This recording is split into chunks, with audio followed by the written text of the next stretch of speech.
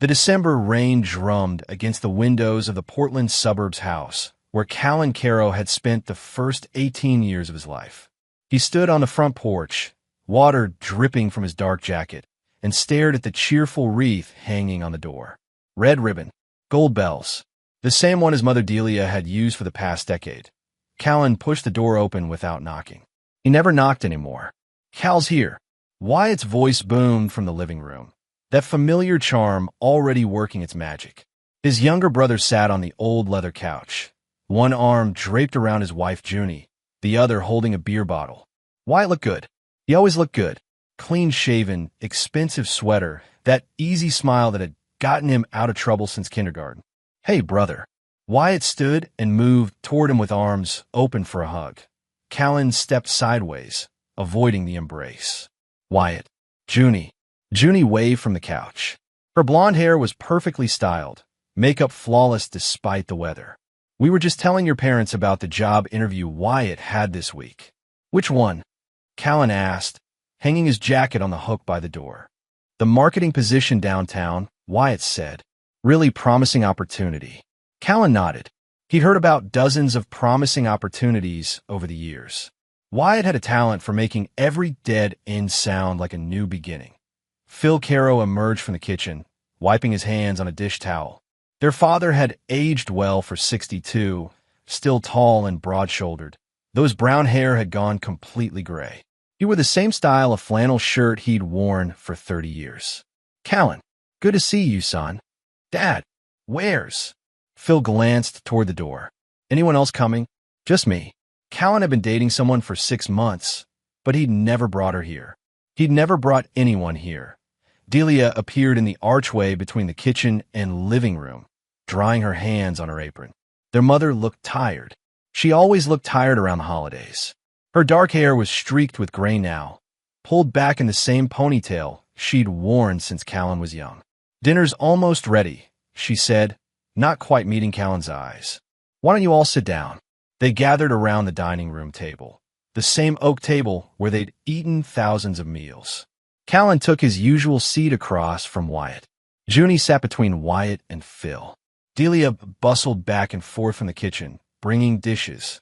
"So how's the software thing going?" Phil asked, cutting into his roast beef.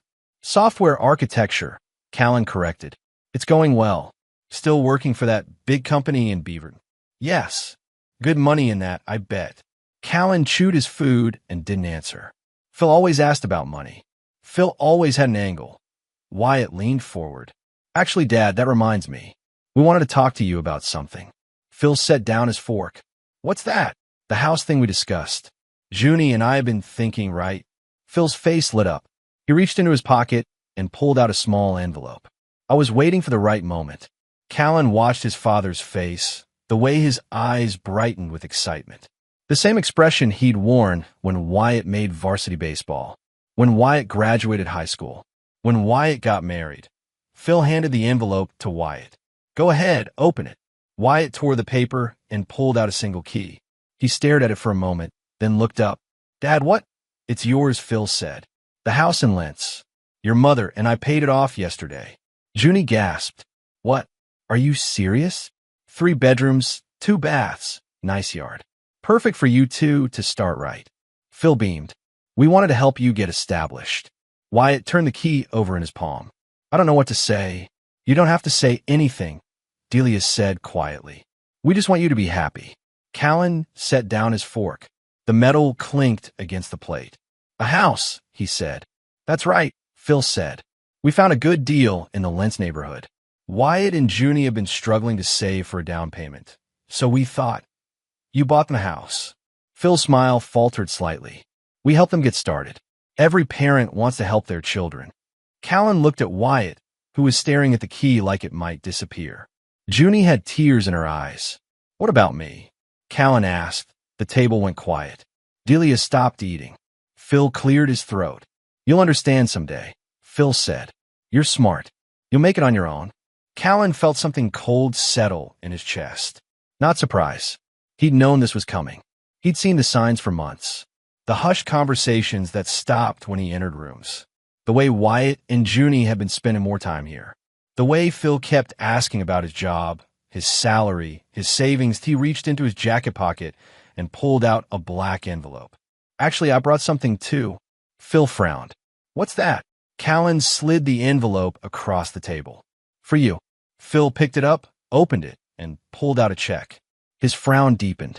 $1. Keep looking. Phil reached into the envelope again and pulled out a photograph. An old Polaroid, edges yellowed with age. Callan watched his father's face change as he recognized the image. The photo showed 8-year-old Callan, his left eye swollen shut, his lips split and bleeding. He was standing in this same kitchen, crying. Where did you get this? Phil's voice was barely a whisper. Mom took it, Callan said, right after Wyatt pushed me down the stairs. Remember? You said boys will be boys. You told me to stop being dramatic. Delia had gone pale. Callan, please, I kept it all these years, Callan continued, along with the medical records from when Wyatt broke my arm playing catch, and the report cards he forged to cover his grades, and the police report from when he stole money from my college fund. That's not. Wyatt started. You're 30 years old, Callan said, looking directly at his brother, and they're still cleaning up your messes. Wyatt's charming smile vanished. This is about money? Really? You make good money, Cal. You don't need help. This isn't about money. Then what? Callan stood up from the table. He picked up his jacket from the back of his chair. This is about someday, he said. Phil looked confused. What do you mean? You said I'd understand someday.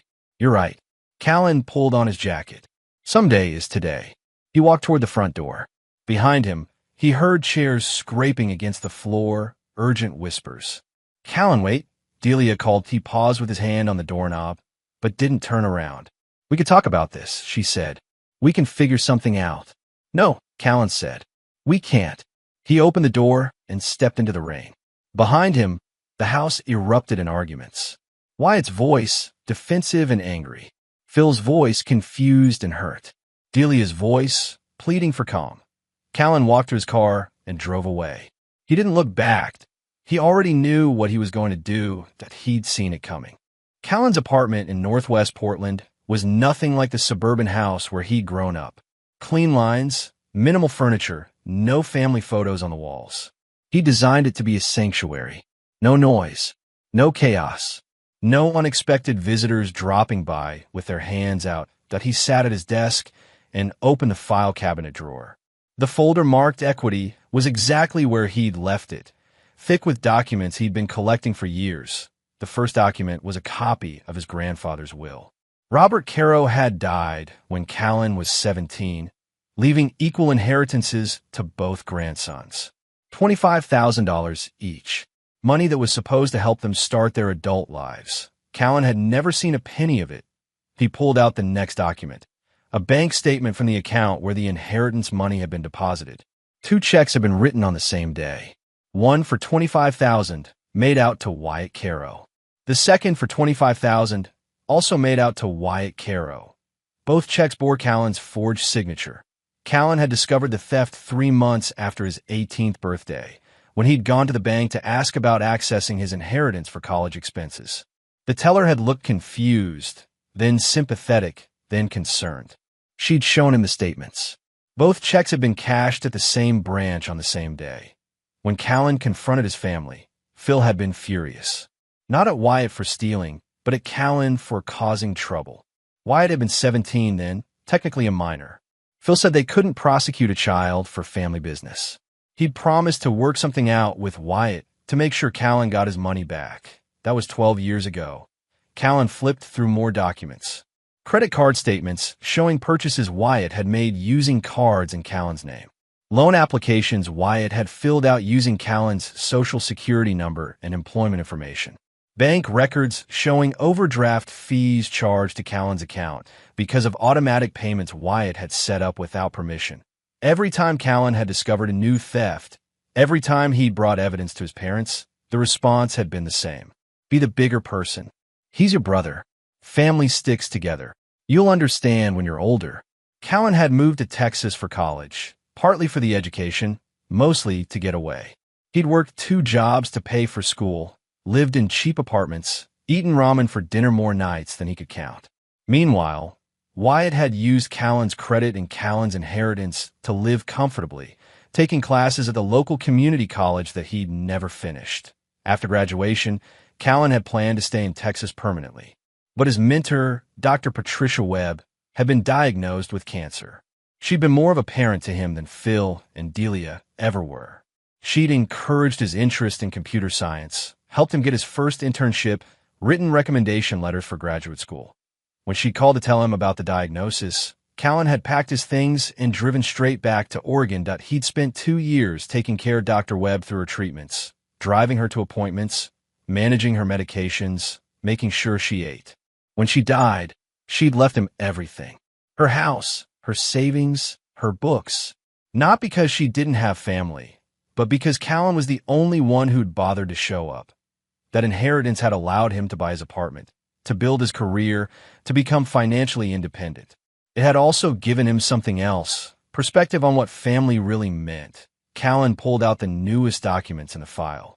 Bank statements from last month, mortgage applications, credit reports. Phil and Delia had used his name and credit score to secure the mortgage on Wyatt's new house, without his knowledge, without his consent, without even telling him that Callan's name was listed as a cosigner on a loan for a house he'd never seen, in a neighborhood he'd never visited. For people who'd spent the last 12 years stealing from him, he stared at the mortgage documents, reading his own forged signature at the bottom of each page. The handwriting was good. Wyatt had always been talented at forgery. His phone buzzed. A text message from an unknown number. "Hey Cal, it's Wyatt. Got your number from Mom. Thanks for dinner tonight. Hope we can talk soon. Things don't have to be like this between us." Callan deleted the message and went back to his files. He pulled out his laptop and started researching Oregon real estate law, property rights, zoning regulations, fraud statutes, inheritance disputes. By 3 in the morning, he had a plan. Harper Linwood met Callan at a coffee shop in southeast Portland 2 days after Christmas. She arrived exactly on time, carrying a leather portfolio and wearing the kind of practical clothes that marked her as someone who spent her days dealing with building inspectors and city planners. "You sounded mysterious on the phone," she said, sliding into the booth across from him. "Real estate emergency?" Callan had known Harper since college. She'd been Dr. Webb's student too, studying urban planning while Callan focused on computer science. After graduation, she'd built a successful consulting business, helping developers navigate Portland's complex zoning laws. "I need to buy a property," Callan said. "Something specific." Harper pulled out a notepad. "Okay, what neighborhood?" "Lentz. Lentz is hot right now. Lots of young families moving in. What's your budget?" "Whatever it takes." Harper looked up from her notepad. "That's not how budgets work, Cal." Callan slid a printed map across the table. He'd circled a small lot in red ink. "I need this exact property." Harper studied the map. "This is pretty specific. What's special about this corner?" "It's adjacent to another property." "Whose property?" "My brother's." Harper set down her pen. "Cal, I'm gonna need more information here." Callan told her everything. The stolen inheritance, the forged documents, the mortgage fraud, the house his parents had bought for Wyatt while telling Callan he didn't need help. Harper listened without interrupting, occasionally taking notes. When he finished, she was quiet for a long moment. "You want revenge," she said finally. "I want justice." "What's the difference?" "Revenge is emotional. Justice is methodical." Harper looked at the map again. "This lot is zoned residential. If you want to do anything commercial, you'll need permits." "What kind of permits?" "Depends what you want to build." "What do you want to build?" Callan had spent the last 2 days researching Portland's noise ordinances, business licensing requirements, and zoning exceptions. He'd learned about community art spaces, maker workshops, and neighborhood improvement projects. "A community center," he said. "Art workshops, educational classes, maybe some outdoor space for gardening. That's actually a great idea for that neighborhood. Lentz could use more community resources." Harper made more notes. "The noise restrictions might be a problem, though. Residential zoning means quiet hours after 9 p.m. What about mixed-use zoning?" "Mixed use would allow more flexibility, but getting the zoning changed is a long process. Lots of paperwork, community hearings, city council approval. How long?" 6 months minimum. Maybe a year." What if I started with something that fits current zoning, then expanded later? Harper smiled. Now you're thinking like a developer. Start small, prove community value, then ask for more permissions. She pulled out her phone and started making calls. Within an hour, she'd connected Callan with a real estate agent who specialized in commercial properties. The lot was owned by an elderly couple who'd been trying to sell for 2 years. The asking price was reasonable. The paperwork was straightforward. Callan made an offer that afternoon to be why New Year's Day. He owned the property next to his brother's house. Now the real work could begin. The sound of construction started at exactly 6 in the morning on the first Monday of February. Callan had checked the noise ordinances carefully. Power tools were permitted starting at 6 a.m. in mixed-use transitional zones, which his property had been reclassified as after Harper worked her magic with the zoning board. Callan stood in his new front yard, watching the contractors frame the walls of what would become the Lentz Community Workshop. The building was designed to look friendly and welcoming. Large windows, natural wood siding, a small covered porch with benches. Nothing that would seem threatening or out of place in the neighborhood. The workshop would offer classes in woodworking, pottery, and basic home repair. All activities that required tools and generated noise, but were clearly beneficial to the community. The space would be open from 6 in the morning until 11 at night, 7 days a week. Across the narrow strip of grass that separated their properties, Callan could see Wyatt's house. It was a nice house. 2 stories, blue siding, white trim. A small front porch with 2 wicker chairs. The kind of place young couples dreamed about owning. The front door opened and Wyatt stepped outside, still wearing pajamas and slippers. His hair was messy, his face confused.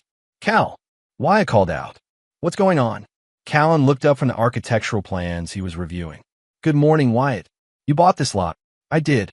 Wyatt walked to the edge of his property line, stopping just short of stepping onto Callan's land.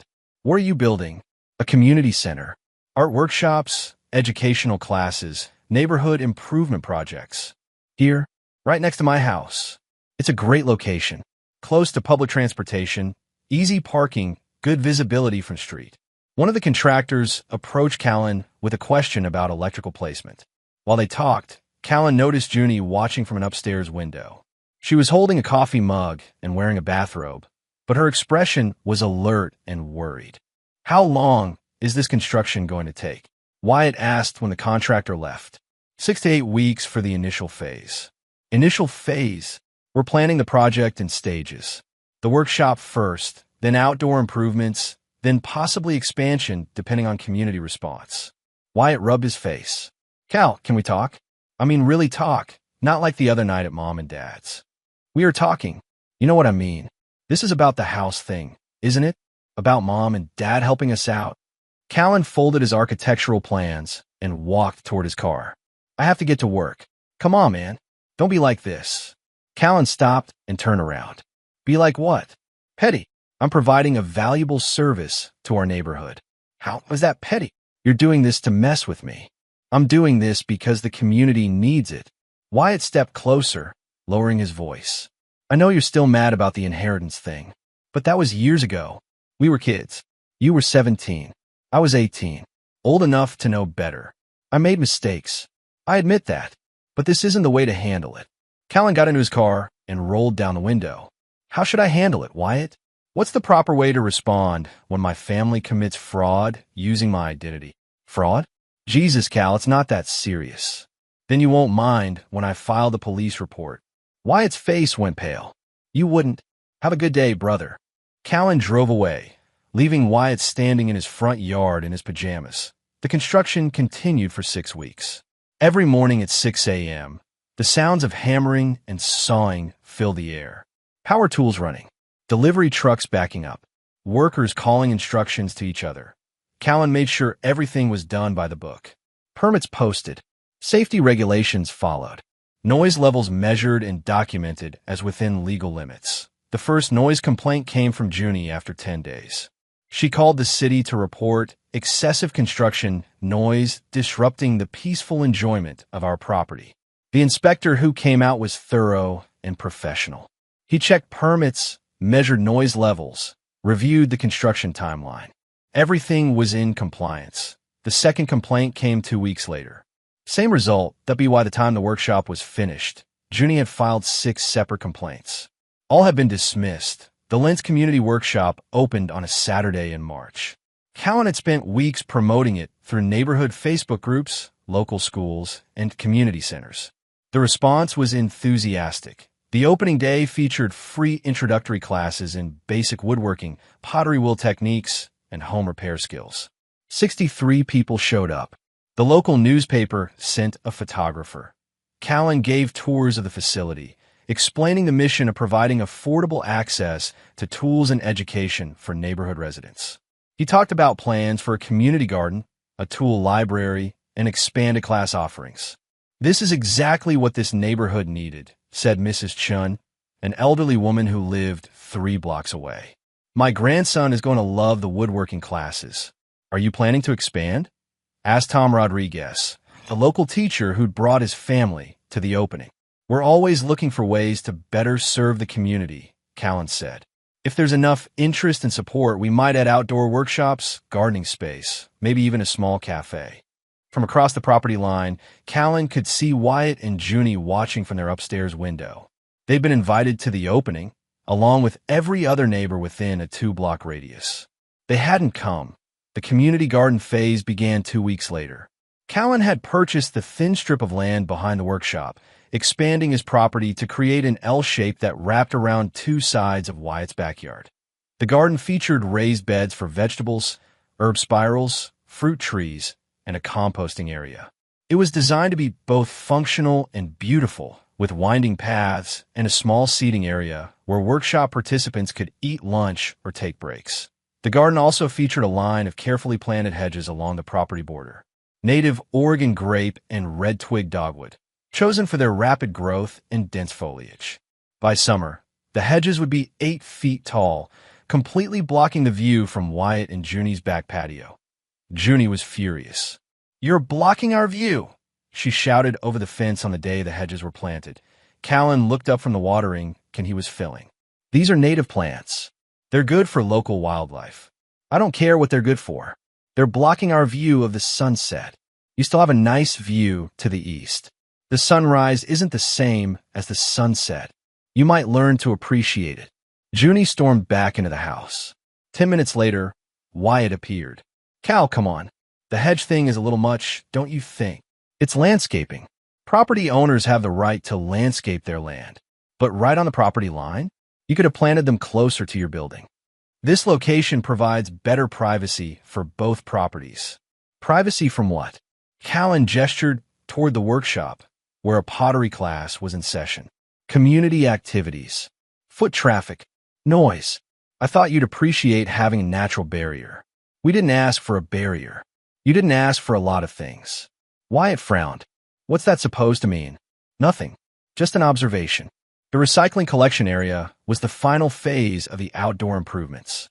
Callan had partnered with a local environmental organization to create a neighborhood recycling hub. Residents could drop off electronics, batteries, paint cans, and other items that required special disposal. The collection area was located on the easement between Callan's property and the street, right next to Wyatt's driveway. Collection trucks came twice a week, early in the morning, backing up with their warning beepers chirping. The first pickup was on a Tuesday at 6:15 a.m. The truck was loud, but not unusually so for a commercial vehicle. The driver was efficient and professional, loading the sorted materials quickly. Wyatt came outside as the truck was pulling away. "Seriously?" he called out. "Garbage trucks?" "At 6 in the morning. Recycling trucks," Callan corrected. "And they're within the permitted hours for commercial pickups." "This is getting ridiculous, Cal." "What's ridiculous about helping the environment?" "You know exactly what I mean." Callan didn't respond. He went back inside the workshop and turned up the music from the morning pottery class. Why April, the Lentz Community Workshop was hosting 42 classes per week. The student parking lot was full most days. People came and went constantly, chatting in the garden, taking smoke breaks on the front porch, loading pottery into their cars. The noise wasn't excessive, but it was constant. Conversations, car door slamming, the occasional power tool or pottery wheel, music from the classes, laughter from the children's programs. Callan had created exactly what he'd promised, a thriving community resource that brought neighbors together and provided valuable services. He'd also made it impossible for Wyatt and Junie to enjoy the quiet suburban life they'd thought they were buying. Junie filed 3 more noise complaints in April. All were dismissed. At the monthly neighborhood association meeting, Callan presented the workshop's first quarterly report. Attendance numbers, class offerings, community feedback, future plans. "This has been such a positive addition to our neighborhood," said Janet Morrison, the association president. "The property values in this area have actually increased since the workshop opened. My kids love the art classes," added Mike Peterson. "It's so nice to have something like this within walking distance." "Are you planning any expansions?" asked Linda Santos. "We're considering a small cafe space," Callan said. "Maybe outdoor seating for the summer. And we've had requests for evening programs, movie nights, lecture series, community meetings." "That sounds wonderful. You have our full support." After the meeting, several neighbors thanked Callan personally for his contribution to the community. He was becoming a local celebrity, the software architect who'd used his success to give back to his neighborhood. Wyatt wasn't at the meeting. Neither was Junie. But Phil was that Callan's father approached him as the meeting was breaking up, his face grave. "We need to talk," Phil said. "Do we?" "This has gone far enough, Callan. This isn't who you are." Callan packed his presentation materials into his laptop bag. "How do you know who I am? You're my son. When did that start matching?" Phil's jaw tightened. "That's not fair, isn't it? Wyatt is struggling. Junie is talking about leaving him. Is that what you want?" Callan looked at his father. Phil was wearing the same type of flannel shirt he'd worn for 30 years, the same work boots, the same expression of confused frustration that appeared whenever his simple solutions didn't work. "What I want," Callan said, "is for people to face the consequences of their choices. This is beneath you." Callan smiled. It wasn't a warm smile. "Then rise above it." Junie left Wyatt on a Thursday in May. Callan was watering the tomato plants in the community garden when he heard the shouting. Junie's voice, shrill with rage. Wyatt's voice, defensive and pleading. A door slamming. A car engine starting point 20 minutes later. Junie's silver Honda backed out of the driveway, packed with suitcases and boxes. She drove past the workshop without looking toward the garden where Callan stood among the raised beds. Wyatt didn't come outside for 3 days. When he finally appeared, he looked terrible. Unshaven, wearing the same clothes he'd had on Tuesday, dark circles under his eyes. He walked to the property line and stood there for several minutes, staring at the workshop. Callan was teaching a Saturday morning woodworking class. Through the large windows, he could see 8 students bent over their workbenches, learning to use hand planes and chisels. Mrs. Chen's grandson was building a birdhouse. Tom Rodriguez was working on a bookshelf for his daughter's room. "Good technique, Miguel," Callan called out to a teenage student. "Remember to keep your fingers away from the blade." When the class ended and the students left, Callan found Wyatt still standing at the property line. "She's gone," Wyatt said. Callan locked the workshop door and walked toward his car. "I'm sorry to hear that." "No, you're not." Callan stopped. "You're right. I'm not." She said she couldn't take it anymore. The noise, the people, the trucks. She said this used to be a nice, quiet neighborhood. It's still a nice neighborhood. You know what I mean. Callan turned to face his brother. Wyatt looked smaller somehow, diminished by exhaustion and stress. "Do I?" Callan asked. "You did this on purpose. All of it. The workshop, the garden, the parking, the trucks. You wanted to drive her away. I wanted to build something useful for the community." "Bullshit. Language, Wyatt. Don't play innocent with me. You're getting revenge because Mom and Dad helped me buy a house. They didn't help you buy a house. They committed fraud using my identity to buy you a house. That's not. It's more complicated than that." "How is it complicated?" Wyatt ran his hands through his unwashed hair. "The credit thing. Dad said you wouldn't mind. He said family should help family. When did he ask me? He didn't need to ask. You're doing fine. You have a good job, money in the bank. We were struggling. So that makes it okay. We were going to tell you eventually. When the time was right." 12 years, Callan said. "You've been stealing from me for 12 years. When exactly would the time have been right?" "I wasn't stealing. I was borrowing. Did you pay back my inheritance?" Wyatt looked away. We've had expenses. Did you pay back the credit card debt you racked up in my name? I meant to, did you remove my name from the mortgage on this house? It's complicated. No, Callan said. It's simple. You take things that don't belong to you, and other people clean up the mess. Dad enables you. Mom makes excuses for you, and I'm supposed to pretend it's normal. We're family. Are we? Wyatt stepped closer. Cal, I know I made mistakes, but this isn't the way to handle it. We can work something out. I can pay you back over time. With what money? You haven't held a job for more than 6 months since high school. I'll figure it out. I always do. You mean Dad will figure it out? Or Mom will? Or someone else will? You never figure anything out, Wyatt. You just wait for someone else to solve your problems.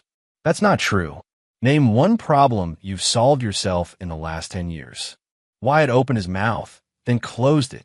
You can't, Callan said, because you've never had to. There's always been someone willing to bail you out. I'm trying to change. No, you're not. You're trying to get me to stop holding you accountable. Callan got into his car. As he drove away, he could see Wyatt in his rearview mirror, still standing at the property line. Looking lost. 2 weeks later, Harper called with interesting news. Remember how you asked me to keep an eye on the legal aspects of your brother's mortgage? She said. What did you find? Your name is on more than just the credit application. According to the county records, you're listed as a co-owner of the property. Callan almost dropped his phone. What? It looks like when your parents used your credit to secure the loan, they also added your name to the deed. Probably to make the application look stronger. I never signed a deed. Doesn't matter. If your signature was forged, that's fraud.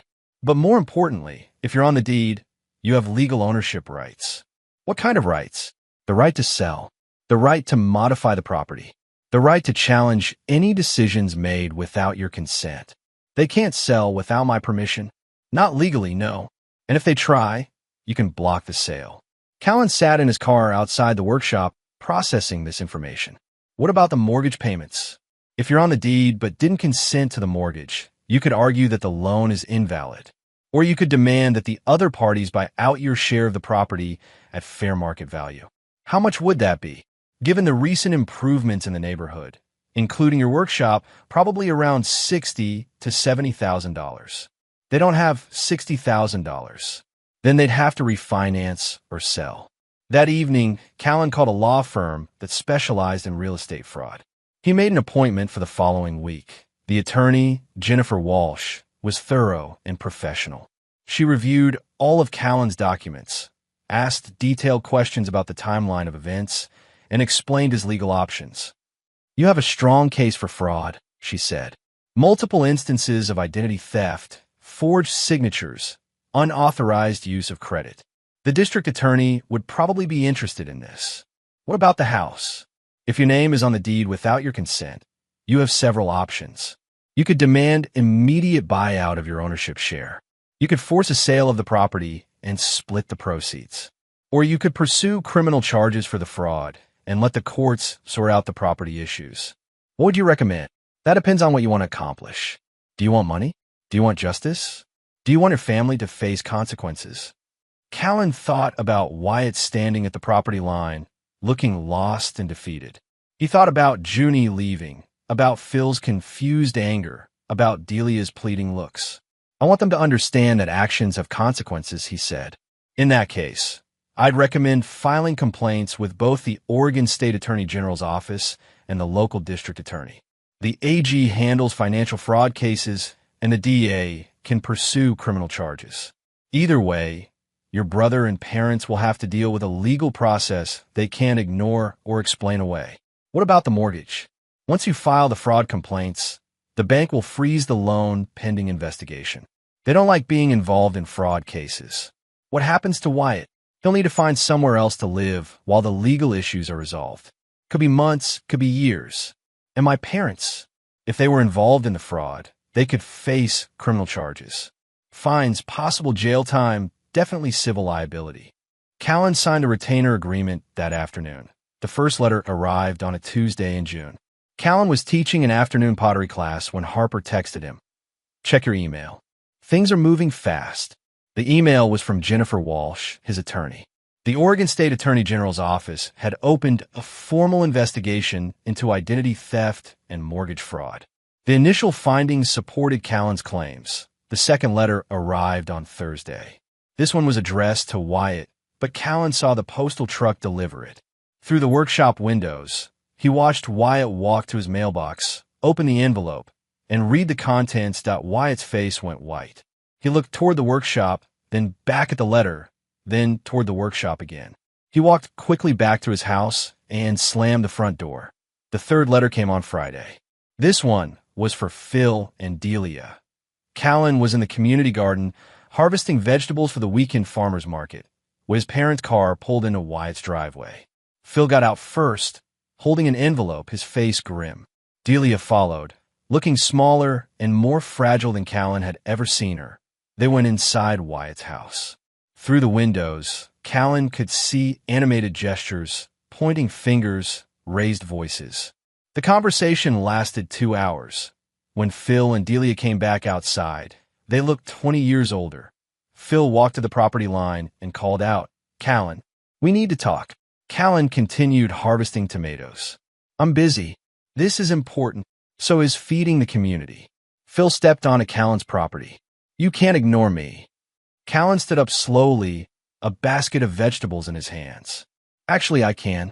This is private property. You're my son. So is Wyatt. How's that working out for you?" "The state is investigating us, Callan. They think we committed fraud." "Did you?" Phil's mouth opened and closed. "It's not that simple. It seems pretty simple to me. You used my identity to secure a loan I never authorized for a house I never saw to benefit people who've been stealing from me for 12 years. We were trying to help Wyatt get established by committing felonies. It wasn't supposed to be fraud. We assumed you'd be okay with it. You assumed I'd be okay with you forging my signature. We thought you'd understand that family helps family." Callan set down his basket and walked closer to the property line. "Let me ask you something, Dad. In all the years Wyatt was stealing from me, how much did you help me?" "That's different." "How was it different?" "You were doing fine on your own. I was working 2 jobs to pay for college because Wyatt stole my inheritance. You managed." "I did manage, without any help from my family. So don't talk to me about family helping family." Phil's face was red with frustration. "What do you want, Callan? Money? We'll find a way to pay you back." "I don't want your money." "Then what?" "I want you to face the consequences of your choices. This could destroy us. Your mother and I could go to jail. Maybe you should have thought of that before you committed fraud." Delia had been standing silently by the car, but now she approached the property line. Her eyes were red with tears. "Please," she said quietly. "Cal, please. We made mistakes. We know that. But we're family. We can work this out." Callan looked at his mother. She'd always been the peacemaker, the one who smoothed things over, who asked everyone to get along. She'd spent 30 years enabling Wyatt's behavior and expecting Callan to accept it. "Where was this concern for family when Wyatt was stealing from me?" he asked. "We didn't know. You knew. You all knew. You just didn't care because it wasn't your problem." "That's not true. Mom, you took that photograph. The one I gave Dad at Christmas. You saw what Wyatt did to me, and you did nothing." Delia's tears came harder now. "You boys were always fighting. I thought it was normal sibling rivalry." "Normal sibling rivalry doesn't leave black eyes and broken bones. I was doing my best. Your best wasn't good enough." Callan picked up his basket and walked toward the workshop. Behind him, he could hear his mother sobbing. He didn't look back. The bank called Wyatt the following Monday. Callan was setting up for morning woodworking class when he saw a black sedan pull into Wyatt's driveway. 2 people in business suits got out and knocked on the front door. The meeting lasted an hour. When the bank representatives left, Wyatt came outside and sat on his front steps with his head in his hands. That evening, the local news ran a story about mortgage fraud in Portland neighborhoods. They didn't mention names, but they interviewed Jennifer Walsh about the importance of protecting personal identity information. "We're seeing more cases where family members use each other's credit without permission," Walsh said on camera. "People think it's harmless because they're related, but identity theft is identity theft, regardless of who does it." The story mentioned that several cases were currently under investigation by state authorities. The next day, Wyatt's house had a for sale sign in the front yard. By the end of the week, the sign was gone. In its place was a notice from the bank. Foreclosure proceedings initiated. Phil tried calling Callan 17 times that day. Callan didn't answer. The foreclosure notice was followed by a visit from sheriff's deputy, serving papers related to the fraud investigation. Wyatt signed for the papers and immediately called Phil. From the workshop, Callan could hear Wyatt shouting in his phone. "You said this would be fine. You said he'd never find out. You said it wasn't really fraud." 2 weeks later, Harper called with an update on the investigation. "The Attorney General's office found irregularities in your grandfather's estate, too," she said. "Apparently, there was a trust that was never properly executed. Your grandfather had set up joint ownership of some property with you, but the paperwork was never filed." "What property?" "The lot where your brother's house sits." Callan sat down heavily. "What does that mean?" "It means your grandfather intended for you to inherit half of that land. But when he died, someone, probably your father, failed to file the proper papers. Instead, they sold the full property to the developers who built the subdivision. So the sale was invalid." "Potentially, yes. If you can prove joint ownership, you could have a claim on the entire property, including Wyatt's house." "Including Wyatt's house." That night, Callan sat in his apartment, staring at copies of his grandfather's trust documents. The legal language was complex, but the intent was clear. Robert Caro had wanted his grandson Callan to inherit joint ownership of the family property. Phil had either hidden those documents or simply ignored them when he'd sold the land to developers 15 years ago. Another theft. Another betrayal. Another lie. Callan called Jennifer Walsh and scheduled a meeting for the following day. The story broke on a Tuesday morning in July. The Portland Tribune ran a front-page article about a local mortgage fraud investigation that had uncovered a pattern of identity theft spanning more than a decade. "Local software architect discovers family's long-running fraud scheme," read the headline. The article didn't name names, but anyone in the Lentz neighborhood could figure out who was involved. The piece described how a successful young professional had discovered that family members had been using his identity to secure loans, open credit cards, and access inheritance money without his knowledge. The story mentioned that the Oregon State Attorney General's office was pursuing criminal charges and that several local banks were reviewing their loan approval processes to prevent similar fraud. Jennifer Walsh was quoted extensively, discussing the legal ramifications of family-based identity theft. "Many people assume that financial crimes between family members are civil matters," she said. "But fraud is fraud, regardless of the relationship between the perpetrator and victim. Identity theft carries serious criminal penalties, including fines and jail time." Callan read the article over coffee in the workshop's small office space. Through the window, he could see Wyatt's house, which now had multiple legal notices taped to the front door. His phone buzzed with a text from Harper. "Did you see the news? This is getting bigger than we expected." Another text from his mother. "Please call me. We need to talk." Another from an unknown number. "This is Junie. I heard about the investigation. I'm sorry I left Wyatt during all this, but I couldn't handle the stress. I hope you get justice for what they did to you." Callan deleted all the messages and went back to reviewing class schedules for the week. 8:09 a.m. A news van pulled up outside the workshop. A reporter and cameraman got out and approached the front door. "Mr. Caro? I'm Diana Lopez from Channel 8 News. Could we talk to you about the fraud investigation?" "No comment," Callan said. "Our viewers would be interested in hearing your side of the story. This is a cautionary tale about protecting personal financial information." I said no comment. "What about the community center you've built here?" "That's a positive story. Local man uses success to give back to his neighborhood." Callan considered this. "The workshop speaks for itself. We provide valuable services to the community. Everything else is a legal matter." The reporter gestured toward Wyatt's house. "Can you tell us about your relationship with your family?" "No." "Are you satisfied with how the investigation is proceeding?" "I trust the legal system to handle this appropriately." "Do you have any message for other people who might be victims of family-based financial fraud?" Callan thought about this question. Document everything. Save every bank statement, every credit report, every suspicious transaction. And don't let people convince you that fraud is okay, just because the perpetrator is related to you. convince you that fraud is okay just because the perpetrator is related to you. The news piece aired that evening. It was sympathetic to Callan, portraying him as a victim who'd fought back against years of financial abuse. The segment included interviews with workshop students who praised the community center and described Callan as a generous, civic-minded neighbor. The piece also showed footage of Wyatt's house, with its foreclosure notices and overgrown yard. No one from Callan's family agreed to be interviewed. By the end of the week, the story had been picked up by other local news outlets. Phil and Delia's names were published in connection with the investigation.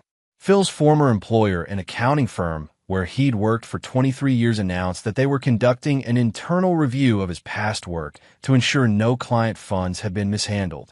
The professional consequences were swift and severe. Phil was asked to resign from the board of directors of his church.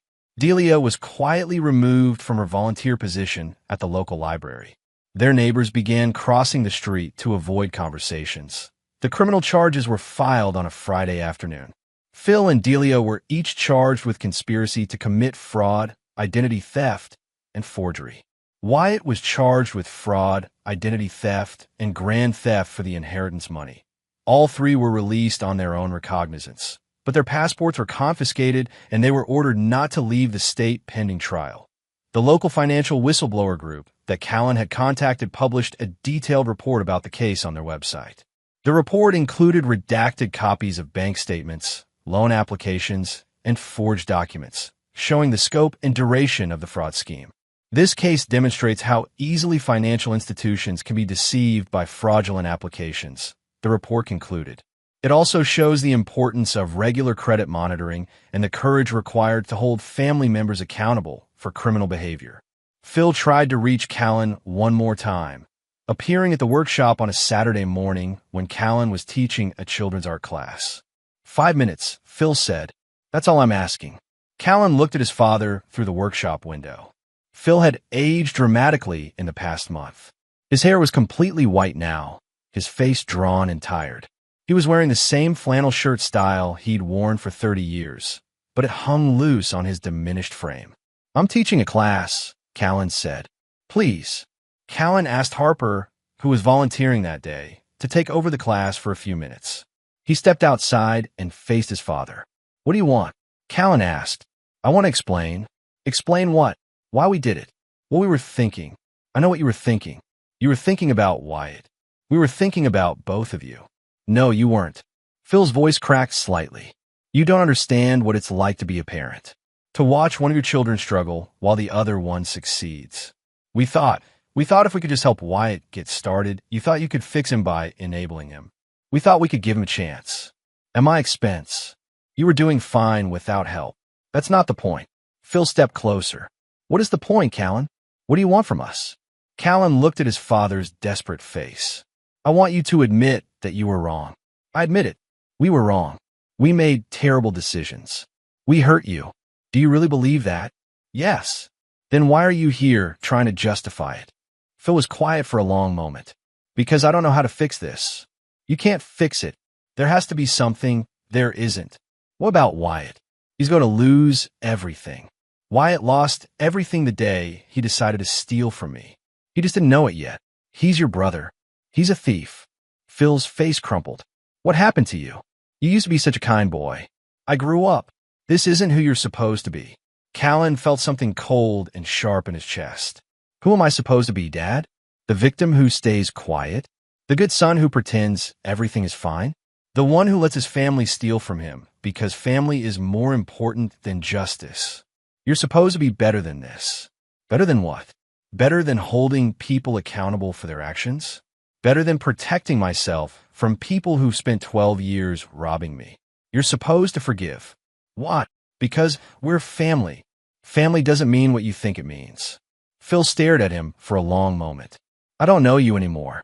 You never knew me. Phil walked back to his car without another word. As he drove away, Callan could see him crying. Inside the workshop, 12 children were learning to make pottery bowls. Their laughter carried through the open windows, mixing with the sound of the pottery wheels and the music from the speakers. Callan went back inside and helped a 7-year-old girl center clay on her wheel.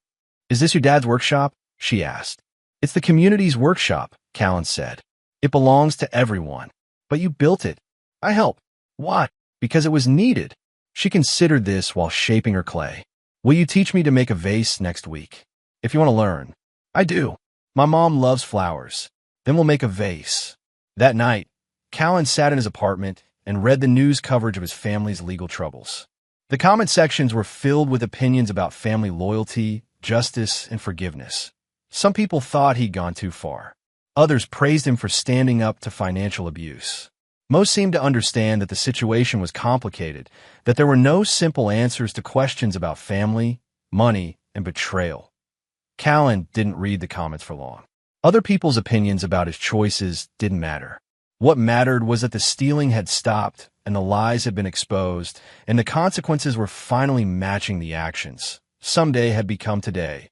The major revelation came in August, buried in a stack of legal documents that Harper had requested from the county clerk's office. She called Callan on a Wednesday morning, her voice tight with excitement.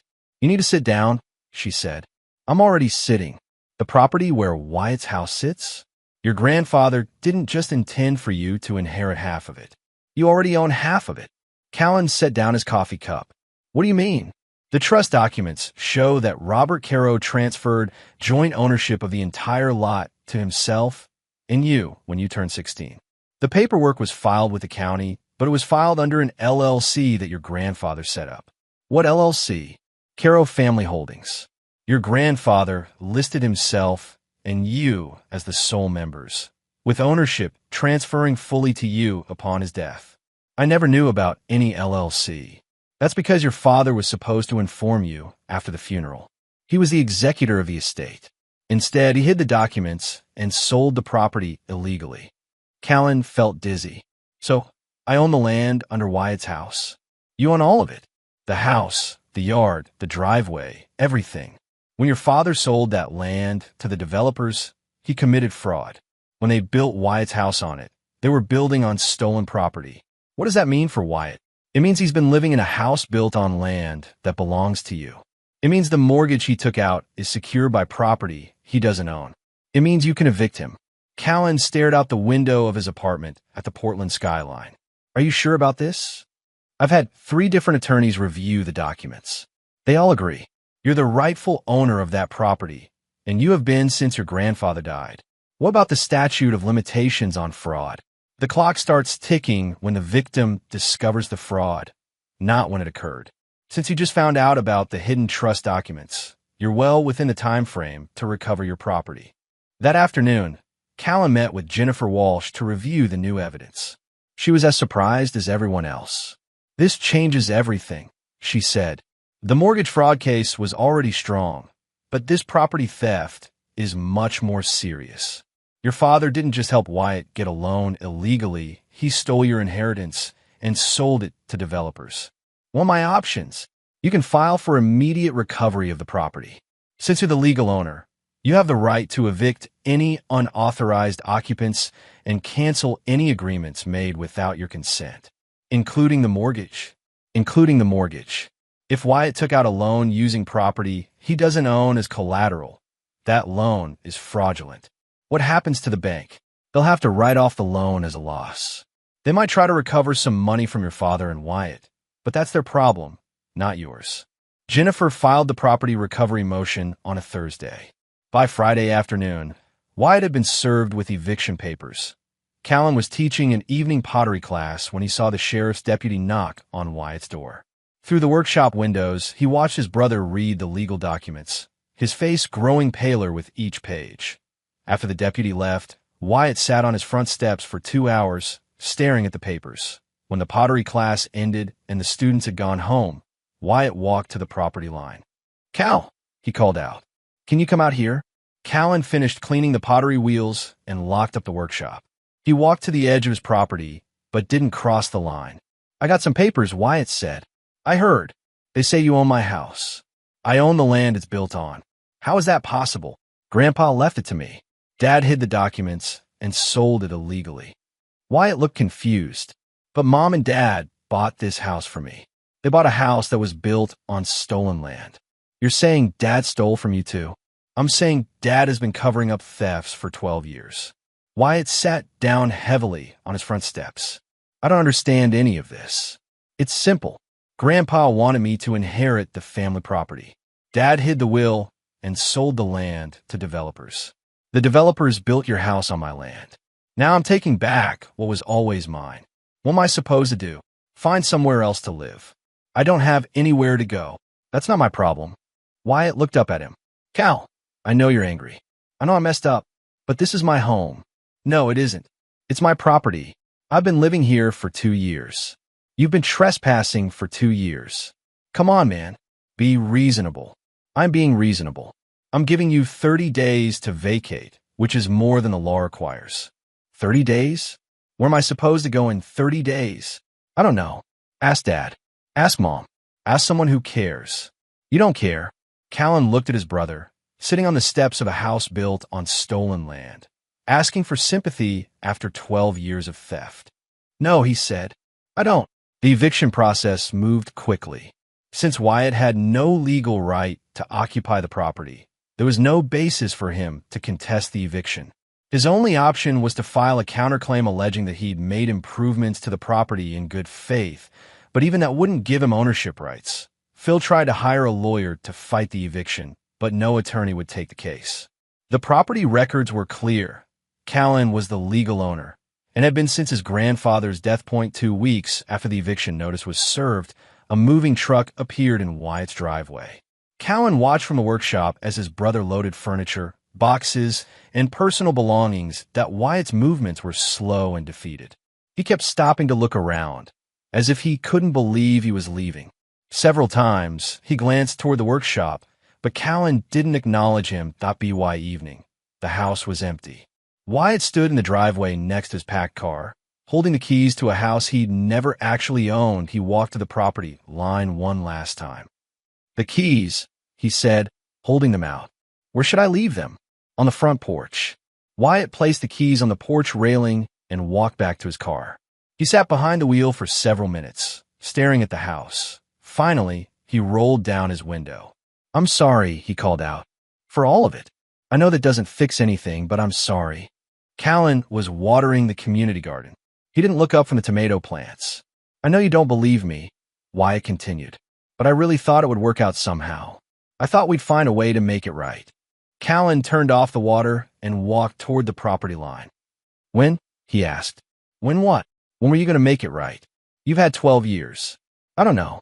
I kept thinking something would change. That I'd get a good job, or win the lottery, or something. You kept thinking someone else would solve your problems. Maybe. Yeah, I guess I did. That's the difference between us, Wyatt. When I have problems, I solve them. When you have problems, you create bigger problems and hope someone else will fix everything. I know that now. Do you? I think so. It doesn't matter what you think. It matters what you do. Wyatt started his car. Where am I supposed to go from here? Wherever people go when they have to face reality. Will I ever see you again? Callan looked at his brother through the car window. Wyatt looked older than his 28 years, worn down by stress and consequences he'd never learned to handle. I don't know, Callan said. That depends on who you become. Wyatt drove away without another word. The next morning, Callan changed the locks on the house. 1 year later, the late afternoon sun slanted through the windows of what had once been Wyatt's living room, now converted into an art studio for the Caro family artist residency. 3 painters worked at easels near the large front windows, their canvases catching the golden light. Callan walked through the space, checking on the residents' progress. Maria Santos was working on a series of portraits featuring local community members. David Kim was experimenting with abstract landscapes inspired by the Pacific Northwest. Sarah Mitchell was creating a mural that would eventually be installed in the workshop's main classroom. How's the new paint working out? Callan asked Maria.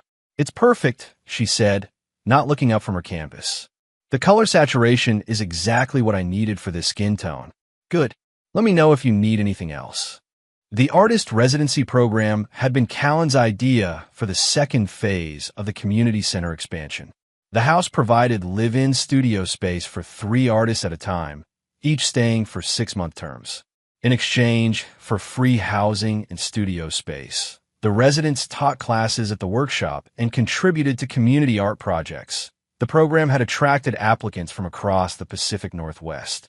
The selection committee, which included Harper and several neighborhood representatives, chose artists based on both talent and commitment to community engagement. Callan walked through the kitchen, now equipped with a large communal dining table, where the residents shared meals and collaborated on projects. The breakfast nook had been converted into a small library focused on art books and community development resources. Upstairs, the former master bedroom had become a multi-purpose meeting space where the residents hosted monthly talks about their work. The other bedrooms remained as living quarters, each designed to give the artists privacy while encouraging interaction. Outside, the backyard had been transformed into a sculpture garden. The residents' outdoor work was displayed among native plants and walking paths that connected to the community garden next door. A small outdoor pavilion provided space for evening programs and community gatherings that a brass plaque near the front door read, Robert Caro Community Artist Residency, in memory of a man who believed in building things that last. Callan had never known his grandfather well, but the more he'd learned about Robert Caro intentions for the family property, the more he'd understood that this was what the old man had wanted, something that would serve the community for generations. The workshop next door continued to thrive. The morning pottery classes were booked months in advance. The woodworking program had expanded to include furniture making and home repair skills. The community garden now supplied fresh vegetables to 3 local restaurants and a weekly farmers market. Property values in the Lentz neighborhood had increased 22% since the workshop opened. The local business association had asked Callan to speak at their annual meeting about community center development. Portland State University had featured the project in a case study about innovative urban planning, none of which had been the point, but all of which made Callan proud of what he'd built. Harper found him in the sculpture garden, checking the irrigation system for the new plantings. The evening pottery class is full again, she said. We might need to add another session. How's the waiting list looking? 43 people for pottery, 31 for woodworking, 18 for the home repair workshop. Good problems to have. Harper sat on one of the benches that faced the setting sun. The city called today. They want to nominate the project for a Regional Community Development Award. That's nice. You don't sound excited. Awards don't teach people to make pottery. Harper smiled. You know what I like about you, Cal? Most people would have used this whole situation to get rich or famous or something. You used it to build something useful. I built what the neighborhood needed. Is that really why you did all this?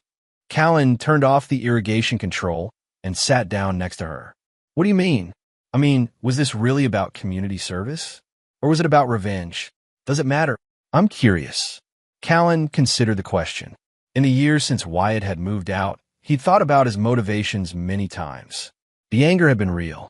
The desire for justice had been real. But something else had emerged during the process of building and teaching and watching the community grow. I think it started as revenge, he said, but it became something else. What? Purpose. Do you miss them? Your family. Which family? Your parents. Your brother. Callan looked around the garden at the sculptures created by residents, the vegetable beds tended by community volunteers, the workshop windows glowing with warm light as evening classes began. I have a family, he said. It's just bigger than I thought it would be. Harper was quiet for a while, watching the sunset. Any regrets? About what? Any of it. The legal stuff. The eviction. Destroying their lives. I didn't destroy their lives. I stopped them from destroying mine. Phil and Delia are both facing jail time. Phil and Delia committed felonies. Wyatt lost everything. Wyatt never had anything. He was living on stolen money in a house built on stolen land. The courts agreed with you. Doesn't mean it's not sad. Callan thought about this. The criminal trials had concluded 6 months ago. Phil and Delia had both pled guilty to reduced charges, receiving 2 years of probation and substantial fines. Wyatt had been sentenced to 6 months in jail and 5 years of probation. The family had disintegrated completely. Phil and Delia had sold their house to pay legal fees and restitution. They'd moved to a small apartment across town and had no contact with Callan. Wyatt was living in a halfway house, working a fast food restaurant, slowly paying back the money he'd stolen over the years. None of them had apologized. All of them had told friends and relatives that Callan had overreacted, that family problems should have been handled privately, that he destroyed their lives over money. "It is sad," Callan admitted, "but it was also necessary." Would you do it again? Knowing how it would end, Callan looked toward the workshop, where he could see Mrs. Chun helping her grandson with a woodworking project. In the art studio, Maria was cleaning her brushes while David and Sarah discussed color theory. "Every time," he said, "but I'd start sooner." "Why?" "Because someday comes whether you're ready or not. And when it does, you want to be the person who built something, not the person who spent their life making excuses." Harper stood up and stretched. "I should get going. Early meeting tomorrow with the zoning board about that new mixed-use project downtown." "Same principles apply everywhere," Callan said. "What principles?" "Build what's needed. Follow the rules. Don't let people steal from you." Harper laughed. "You should write a self-help book." "I don't need to. I built a workshop." After Harper left, Callan walked through both properties as the evening classes wound down. Students cleaned pottery wheels and put away tools. The artists gathered in the residency kitchen to share dinner and discuss their projects. Everything was exactly as he'd planned it, and nothing like he'd expected it to be. He'd thought he was building a weapon to use against his family. Instead, he'd built a home for people who needed one. He'd thought he was destroying relationships. Instead, he'd created new ones. He'd thought he was ending something. Instead, he'd begun something. As the last students left the workshop and the artists settled in for the evening, Callan locked up the buildings and walked to his car. Tomorrow would bring new classes, new projects, new challenges. The irrigation system needed maintenance. The pottery kiln needed repairs. The waiting lists needed to be managed.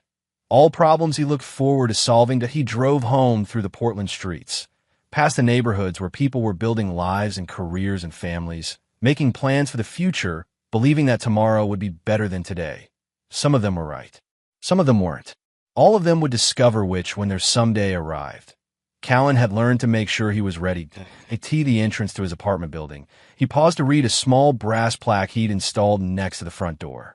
It was identical to the one at the artist residency, with the same simple message that had guided every decision he'd made over the past year. Someday is today. He smiled and went inside to plan tomorrow's work.